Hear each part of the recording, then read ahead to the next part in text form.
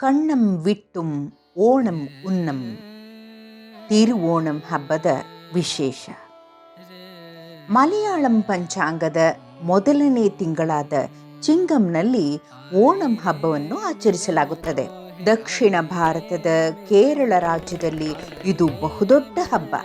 ಪುರಾಣ ಪ್ರಸಿದ್ಧ ಅಸುರ ಚಕ್ರವರ್ತಿ ಮಹಾಬಲಿಯು ಪಾತಾಳ ಲೋಕದಿಂದ ವರ್ಷಕ್ಕೊಂದು ಸಲ ಮರಳಿ ತನ್ನ ರಾಜ್ಯಕ್ಕೆ ಬರುವ ದಿನದ ಹರ್ಷಾಚರಣೆಗಾಗಿ ಕೇರಳದ ಜನರು ಅಭಿಮಾನದಿಂದ ಮಾಡುವ ಹಬ್ಬವಿದು. ಹಿರಣ್ಯಕಶಿಪುವಿನ ಮಗ ಪ್ರಹ್ಲಾದ, ಅವನು ಮಹಾವಿಷ್ಣು ಭಕ್ತ. ಅವನ ಮಗ ವಿರೋಚನ, ವಿರೋಚನನ ಮಗ ಬಲಿಚಕ್ರವರ್ತಿ ಅಥವಾ ಮಹಾಬಲಿ.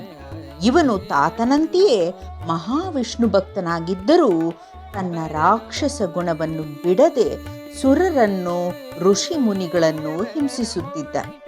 ದೇವತೆಗಳೆಲ್ಲ ಬಂದು ಮಹಾವಿಷ್ಣುವಿನಲ್ಲಿ ಮಹಾಬಲಿಯನ್ನು ನಿಗ್ರಹಿಸುವಂತೆ ಕೇಳಿಕೊಂಡರು.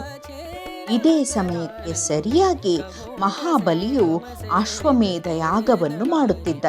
ಈ ಯಾಗದ ಸಂದರ್ಭದಲ್ಲಿ ಯಾರು ಏನೇ ಕೇಳಿದರೂ ಉದಾರವಾಗಿ ದಾನ ಕೊಡುವುದಾಗಿ ಮಹಾಬಲಿ ಘೋಷಿಸಿದ್ದ. ಬಾಲವಟುವಿನಂತೆ ವಾಮನ ರೂಪದಲ್ಲಿ ವಿಷ್ಣುವು ರಾಜನ ಬಳಿ ಬಂದು ತನಗೆ 3 ಹೆಜ್ಜೆಗಳನ್ನು ಇಡುವಷ್ಟು ಜಾಗವನ್ನು ದಾನವಾಗಿ ಕೊಡಬೇಕೆಂದು ಕೇಳಿಕೊಂಡ. ಮಹಾಬಲಿ ಅಷ್ಟೇ ತಾನೇ ಎಂದುಕೊಂಡು ಆಗಲಿ ಎಂದ.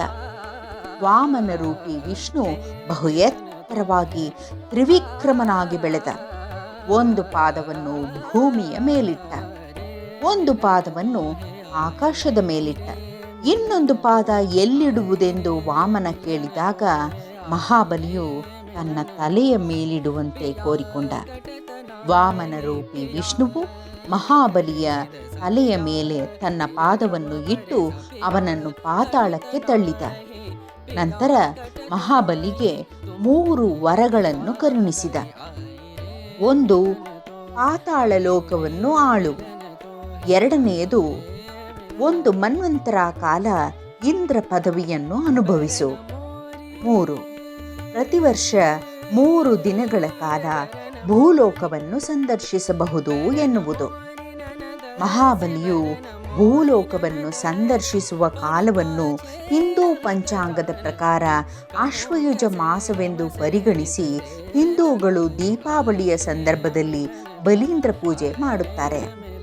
ಅದೇ ಮಲಯಾಳಂ ಪಂಚಾಂಗದ ಪ್ರಕಾರ ಚಿಂಗಂ ಮಾಸದಲ್ಲಿ ಮಹಾಬಲಿಯು ಭೂಲೋಕಕ್ಕೆ ಬರುತ್ತಾನೆಂಬ ಕಾರಣಕ್ಕೆ ಸಂಭ್ರಮಾಚರಣೆಯಾಗಿ ಓಣಂ ಹಬ್ಬವನ್ನು ಕೇರಳದ ಹಿಂದೂಗಳು ಆಚರಿಸುತ್ತಾರೆ.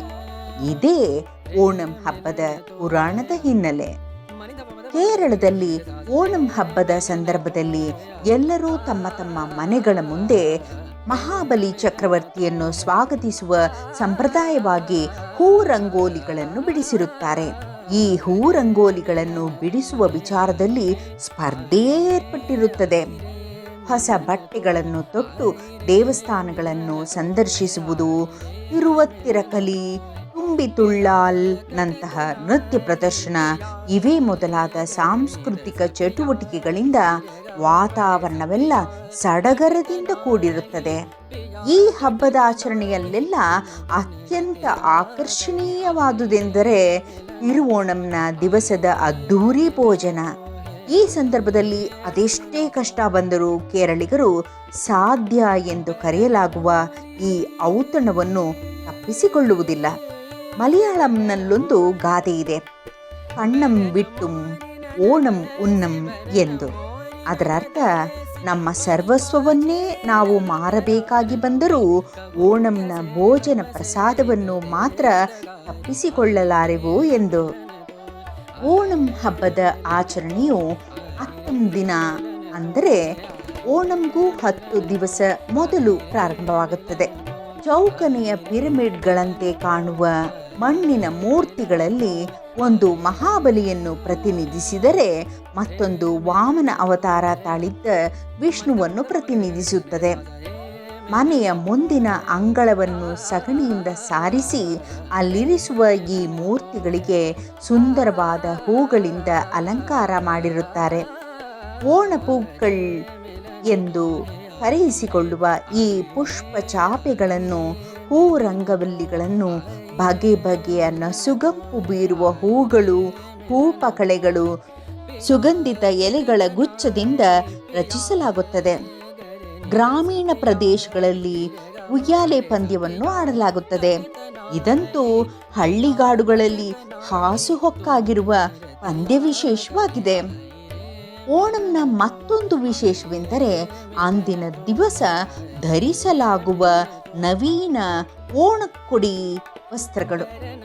ಪುರುಷರು ಅಂಗಿ ಮತ್ತು ಮುಂಡು ಎಂದು ಕರೆಯಲಾಗುವ ಪಂಚೆ ಧರಿಸಿದರೆ, ಮಹಿಳೆಯರು ಅದೇ ತರಹದ ಮುಂಡುವಿನ ಮೇಲೊಂದು ಚಿನ್ನದ ಬಣ್ಣದ ನರಿಯತ್ತು ಎಂದು ಕರೆಯಲಾಗುವ ಮೇಲಂಗಿಯನ್ನು ತೊಟ್ಟು ಸಂಭ್ರಮಿಸುತ್ತಾರೆ.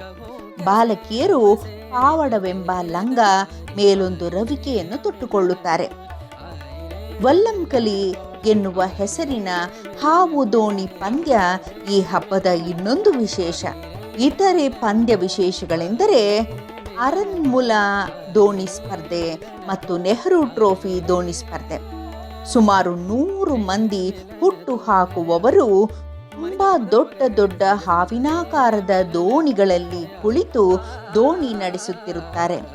ದೂರ ದೂರಗಳಿಂದ ಹಿಂಡು ಹಿಂಡಾಗಿ ಈ ಪಂದ್ಯಗಳನ್ನು ನೋಡಲು ಆಗಮಿಸುವ ಜನರು ನೀರನ್ನು ಚಿಮ್ಮುತ್ತಾ ಮುಂದೆ ಮುಂದೆ ಸಾಗಿ ಹೋಗುವ ದೋಣಿಗಳ ಸ್ಪರ್ಧೆಗೆ ಸಾಕ್ಷಿಯಾಗುತ್ತಾರೆ.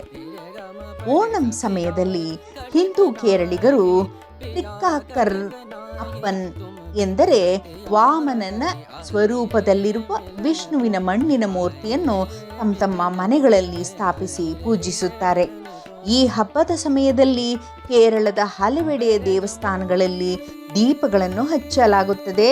ಇದೇ ಸಂದರ್ಭದಲ್ಲಿ ದೇವಸ್ಥಾನಗಳ ಮುಂದೆ ತಾಳೆ ಮರವೊಂದನ್ನು ನಿಲ್ಲಿಸಿ ಸುತ್ತಲೂ ಮರದ ಹೂಜಿಗಂಬಗಳನ್ನು ಇರಿಸಿ ಒಣ ತಾಳೆ ಗರಿಗಳಿಂದ ಮುಚ್ಚಲಾಗಿರುತ್ತದೆ.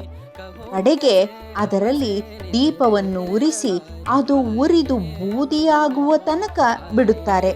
ಇದು ಮಹಾಬಲಿ ಚಕ್ರವರ್ತಿಯು ತ್ಯಾಗದ ರೂಪವಾಗಿ ಪಾತಾಳ ಲೋಕಕ್ಕೆ ಹೋದದ್ದನ್ನು ಪ್ರತಿನಿಧಿಸುತ್ತದೆ.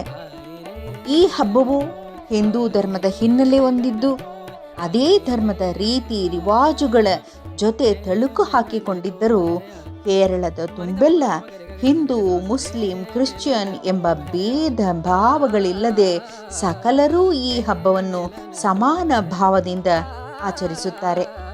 ಈ ಹಬ್ಬವು ಎಷ್ಟು ಪ್ರಸಿದ್ಧವಾಗಿದೆ ಎಂದರೆ ಬಣ್ಣ ಬಣ್ಣದ ಹೂವಿನ ರಂಗವಲ್ಲಿ, ದೀಪದ ಅಲಂಕಾರ, ಉಡುಗೆ ತೊಡುಗೆಗಳಿಂದ ಆಕರ್ಷಿತರಾಗಿ ಇದನ್ನು ಕೇರಳಿಗರಲ್ಲದವರು ಇತ್ತೀಚಿನ ದಿನಗಳಲ್ಲಿ ಆಚರಿಸುವುದನ್ನು ಕಾಣಬಹುದಾಗಿದೆ.